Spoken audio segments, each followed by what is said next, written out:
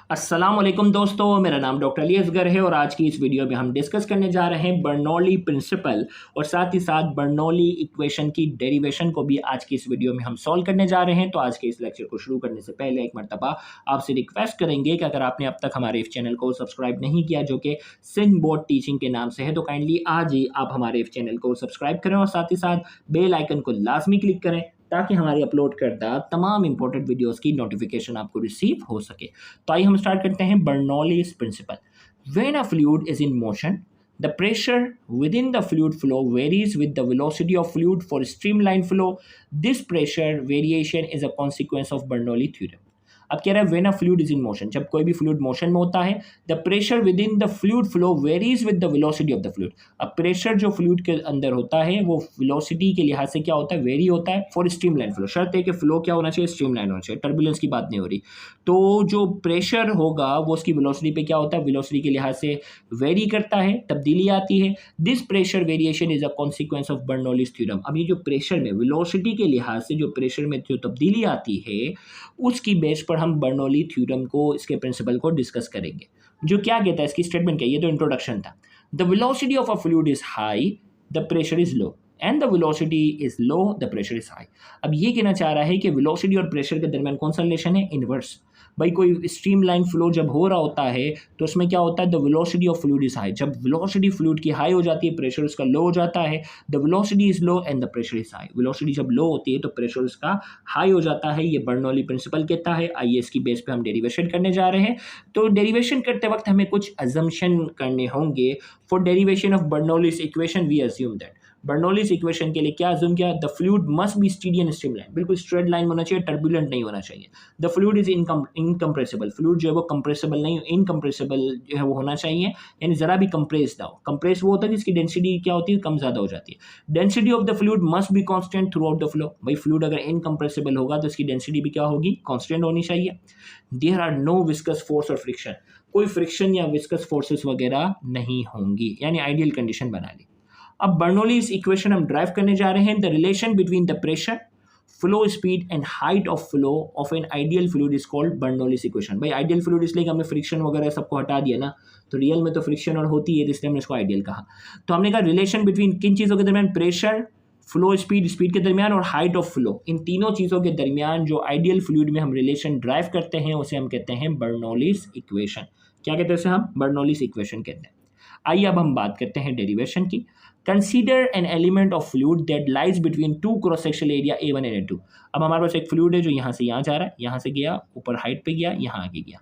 अब यह क्या हो रहा है कि यहाँ इसके ऊपर क्या हो रहा है, प्रेशर जैसे ही अप्लाई हो रहा है, ये V1 से गया, प्रेशर अप्लाई हो रहा है, हाइट इसकी ये थी।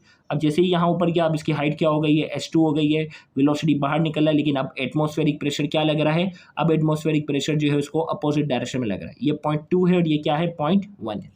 Consider an element of fluid that lies between two cross sectional area, fluid है जो दो क्रॉस सेक्शनल एरिया A1 और A2 के दरमियान है। Let V1 be the speed of incompressible fluid at A1। V1 जो है वो स्पीड है इनकम्प्रेसिबल फ्लूइड की 0.1 पर, यानी एरिया 1 पर, at the distance delta x1, और जिसने जो डिस्टेंस बताया जा रहा है वो डेल्टा x1 है। Travel by the fluid in a very short time delta t, और छोटे फिर टाइम में जो उसने डिस्टेंस ट्रेवल किया वो डेल्टा x1 का नाम है। वाइल पासिंग थ्रू A1 पर जो गुजरते वक्त उसने जो डिस्टेंस ट्रेवल किया उसे डेल्टा x1 का नाम दिया। तो डेल्टा x1 किसके बराबर है, डेल्टा x1 बराबर है V1 डेल्टा t के। यहाँ तक हो गया। सिमिलरली जब V2 पे होगा, similarly V2 B the speed of A2, A2 पे जो स्पीड थी वो V2 एंड द डिस्टेंस जो उसने ट्रेवल किया है वो डेल्टा x2 है। Travel by the fluid in short interval of time, और जो शॉर्ट टाइम में जो उसने ट्रेवल किया उसे डेल्टा x2 का नाम दिया। तो डेल्टा x1 बराबर था V1 डेल्टा t के, तो डेल्टा x2 किसके बराबर है, V2 डेल्टा t के। यहां तक हम पहुंच गए। अब ये वो according to equation of continuity, equation of continuity के मुताबिक एरिया मल्टीप्लाई बाय वेलोसिटी किसके बराबर है, वॉल्यूम अपॉन टाइम के। किसके बराबर है, वॉल्यूम अपॉन टाइम के क्या है, ये बराबर है। तो इक्वेशन ऑफ कंटिन्यूटी में हमने कहा एरिया मल्टीप्लाई बाय वेलोसिटी बराबर है वॉल्यूम अपॉन टाइम के, जबकि वेलोसिटी जो है यहाँ हम निकाल सकते हैं किसके, वेलोसिटी बराबर है delta x upon delta t, distance upon time velocity के बराबर है। तो वेलोसिटी की जगह मैं रख रहा हूँ delta x upon delta t, velocity की जगह रख दिया delta x upon delta t। यहाँ तक पहुंच गए। ये वॉल्यूम है, ये वेलोसिटी थी, ये वॉल्यूम है, ये वेलोसिटी थी। तो वेलोसिटी की जगह रखा delta x upon delta t, तो वॉल्यूम अपॉन टाइम बराबर है एरिया डिस्टेंस अपॉन टाइम। अब टाइम से क्या हो जाएगा, कैंसल आउट हो जाएगा। तो यहाँ हमने कहा for area A1 and A2 above equation become, area A1 और A2 की बात करेंगे तो वॉल्यूम अपॉन टाइम जो है वो एरिया 1 के लिए क्या हो जाएगा, A1 delta x1 upon T. देखो यहाँ थोड़ा समझाने के लिए अगर मैं कह रहा हूँ कि यहाँ अगर वॉल्यूम अपॉन टाइम बराबर है area delta x upon delta T के, तो एरिया 1 की बात करूंगा तो यहाँ 1 आ जाएगा, यहाँ इसका डिस्टेंस क्या आ जाएगा, 1 आ जाएगा, तो एरिया 1 डेल्टा x1 ये हो गया। और एरिया 2 के लिए क्या आ जाएगा, delta V upon delta T किसके बराबर होगा, एरिया A2 x2 के क्या हो जाएगा, ये बराबर हो जाएगा। तो यहाँ हमने कहा for area A1 and A2 above equation become, तो delta V upon delta T की अगर मैं बात कर रहा हूँ ना तो ये हो गया A1 x1 upon delta T, और इसी तरीके से ये किसके बराबर हो जाएगा, A2 delta x2 upon delta T. यहाँ तक हो गया, ये तीनों एक दूसरे के बराबर हो गए। अब डेल्टा टी कैंसिल हो गया, इसका मतलब डेल्टा वी बराबर है A1 delta x1 A2 delta x2, और ये जब दोनों बराबर हैं तो हम A डेल्टा x भी तो कह सकते हैं ना, क्या कह सकते हैं भाई, A1 डेल्टा x1 बराबर है, देखो A1 delta x1 delta v के बराबर है, और A2 डेल्टा x2 भी क्या है, इसके बराबर है। तो इसका मतलब हम कह सकते हैं A और डेल्टा x जो है वो किसके बराबर है, डेल्टा v के। अब हम बात करते हैं now suppose work done, A1 पर जो वर्क डन होगा वो किसके बराबर होगा, वर्क बराबर होता है फोर्स मल्टीप्लाई बाय डिस्प्लेसमेंट। तो वर्क डन अगर मैं A1 पे W1 कह रहा हूँ तो फोर्स को F1 कह रहा हूँ, डेल्टा x को x1 का। फोर्स किसके बराबर होता है, pressure multiply by area, pressure multiply by area के बराबर होता है। तो F1 P1 A1, तो F1 की जगह रख रहा हूँ P1 A1, और ये डेल्टा x1 अपनी जगह था। और A2 पे वर्क डन क्या होगा, A2 पे वर्क डन जो होगा वो माइनस FX2 के होगा, क्योंकि जैसे ही ये फ्लूइड जब बाहर निकलता है तो यहाँ जो एटमॉस्फेरिक प्रेशर होगा वो क्या होगा, अपोजिट डायरेक्शन में लग रहा है, तो फोर्स भी अपोजिट डायरेक्शन में लग रही है, यहाँ साइन आ जाएगी, माइनस साइन आ जाएगी। तो यहाँ हमारे पास A2 पर जो है, A2 पे अगर मैं वर्क डन की बात करूँ तो ये हमारे पास हो जाएगा W2 बराबर होगा माइनस F2 डेल्टा x2, और F2 किसके बराबर है, P2 A2, यहाँ तक हो गया। अब W1 बराबर है P1 A1 डेल्टा x1, और W2 किसके बराबर है, minus P2 A2 delta x2। The net work done क्या होगा, तो उनको सम करना होगा, डेल्टा W1 W2। अब W1 किसके बराबर था, W1 बराबर था P1 A1 डेल्टा x1, और W2 किसके बराबर है, P2 A2 डेल्टा x2, लेकिन माइनस के साथ। तो यहाँ हमने इसकी वैल्यू रख दी, प्लस इसका फॉर्मूले का था, यहाँ इसका ये minus P2 A2 delta x2, plus minus minus यहाँ तक आ गया। अब इसी तरीके से हमारे पास जो है यहाँ हो गया P1 A1 delta x1 minus P2 A2 delta x2। अब यहाँ हमारे पास क्या हो गया, A1 x1, देखें अब यहाँ हमने कहा कि ये A1 x1 बराबर है A2 x2, और दोनों को हम एक ही नाम दे सकते हैं AX, तो यहाँ हम इनको नाम दे देते हैं। A1 डेल्टा x1 बराबर है A2 डेल्टा x2, और इसको नाम दे दिया A डेल्टा x। तो दोनों की जगह रख दिया मैंने, A1 डेल्टा x की जगह A डेल्टा x रखा, A2 डेल्टा इसकी जगह मैंने रखा A डेल्टा x हो गया। अब इसमें से हमने कॉमन निकाल दिया, A डेल्टा x कॉमन आ गया, P1 माइनस P2 बच गया। A डेल्टा x किसके बराबर था, ऊपर हमने निकाला था A डेल्टा x बराबर था डेल्टा V के, यहाँ तक पहुँच गया था।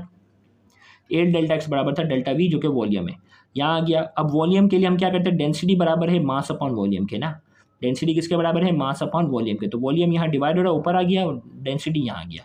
तो वॉल्यूम किसके बराबर है, मास अपॉन डेंसिटी के, वॉल्यूम किसके बराबर है, मास अपॉन डेंसिटी के। तो वॉल्यूम की जगह रख दिया मास अपॉन डेंसिटी, इसे इक्वेशन 1 का नाम दिया। अब टोटल ये वर्क डन आ गया हमारे पास। अब ये टोटल वर्क डन किसके बराबर होता है, change in kinetic energy plus change in potential energy. तो टोटल वर्क डन तो हम निकाल चुके हैं P1 minus P2 m upon density. अब चेंज इन काइनेटिक एनर्जी क्या होगी, काइनेटिक एनर्जी का फॉर्मूला होता है हाफ mv²। तो हमारे पास क्या होगा, फाइनल में से इनिशियल को माइनस करेंगे, तो फाइनल क्या है, हाफ mv v2², मास तो सेम है ना, माइनस हाफ mv1², ये आ गया, प्लस पोटेंशियल एनर्जी किसके बराबर होता है, mgh के। तो अब ये क्या होगा, फाइनल में से इनिशियल को माइनस करेंगे, फाइनल की हाइट क्या है, h2, फाइनल की हाइट क्या है, h2, mg तो सेम है, और इनिशियल की हाइट क्या है, h1। तो ये हमारे पास हो गया mg h2 माइनस mgh, ये हो गया इक्वेशन हमारे पास। अब जो है यहाँ तक पहुंचे, अब यहाँ हमारे पास क्या हो गया, इसमें से हाफ mv² था ना, हाफ m कॉमन आ गया, और यहाँ mgh था, ये m क्या आ गया, कॉमन आ गया। अब ये m जो है वो इन दोनों में से भी क्या आ गया, कॉमन आ गया, इसके साथ हाफ रहने दो, m ओवरऑल कॉमन आ गया, ये m और ये m क्या हो गया, कैंसिल हो गया। अब यहाँ हमारे पास क्या बचा, P1 minus P2 over half V2 का स्क्वायर माइनस V1 का स्क्वायर प्लस GH2 का स्क्वायर माइनस G1H का स्क्वायर, ये हो गया। अब ये हाफ जो है वो इससे भी मल्टीप्लाई हो रहा है, इससे भी मल्टीप्लाई हो रहा है, और इसी तरीके से हमारे पास जो है ये हाफ इन दोनों से क्या हो गया, मल्टीप्लाई हुआ। अब ये इससे पहले अगर मैं एक स्टेप बताऊं कि हाफ के साथ साथ ये डेंसिटी है, डेंसिटी यहाँ आ जाएगी तो इन तमाम के साथ क्या हो जाएगी, मल्टीप्लाई हो जाएगी। तो डेंसिटी इससे भी मल्टीप्लाई होगी, इससे भी होगी, इससे भी होगी और इससे भी होगी। तो डेंसिटी को मैं यहाँ ले आया, तो यहाँ क्या बना, और ये हाफ इन दोनों से मल्टीप्लाई होगा, सिर्फ इन दोनों के साथ था, तो डेंसिटी यहाँ आ गया half density V2 square, half इससे मल्टीप्लाई और डेंसिटी भी आ गई हाफ डेंसिटी V1 स्क्वायर, फिर इसी तरीके से हाफ GH2 डेंसिटी, हाफ नहीं density GH2 square, density GH1 square, यहाँ तक पहुँच गए हम।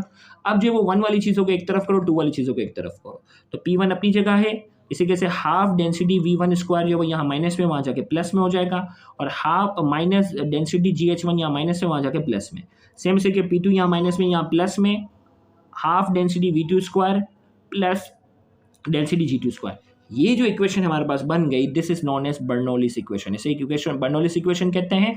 इट इज ऑफनली एक्सप्रेस एज, इसको नॉर्मली हम क्या कहते हैं, देखो भाई P1 हाफ, देखो Charles lord Boyle's law equation में हम कहते हैं ना P1 V1 बराबर होता है P2 V2 के, तो हम कहते हैं इनिशियल और फाइनल दोनों बराबर, इसका मतलब PV क्या है, कांस्टेंट के बराबर है।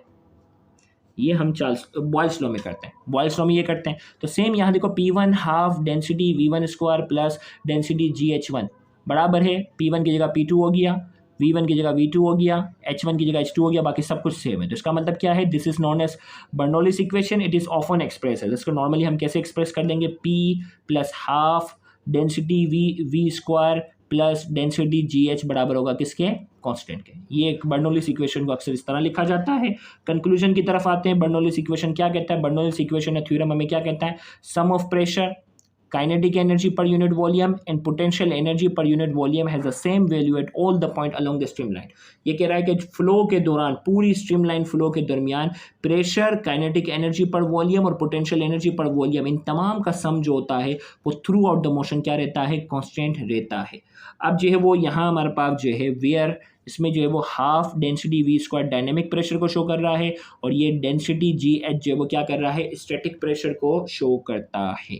तो यहाँ जाके ये बर्नौलीज इक्वेशन की डेरिवेशन मुकम्मल भी। उम्मीद करते हैं आज के ये लेक्चर आपके लिए इन्फॉर्मेटिव होगा। Thank you very much. अल्लाह हाफिज़।